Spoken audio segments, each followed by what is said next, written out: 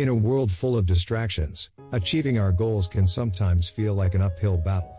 But fear not, for today we will learn the art of focus and how to stay on track towards our dreams. Step 1. Define your goal. Start by clearly defining your goal. Write it down, and make it specific and measurable. Step 2. Break it down. Break down your goal into smaller tasks. This helps you create a roadmap towards your objective. Step 3. Prioritize and schedule. Prioritize your tasks based on importance and urgency.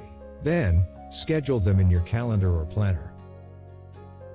Step 4. Eliminate distractions. Create a distraction-free environment. Silence notifications, put away your phone, and remove any other distractions that may hinder your focus. Step 5.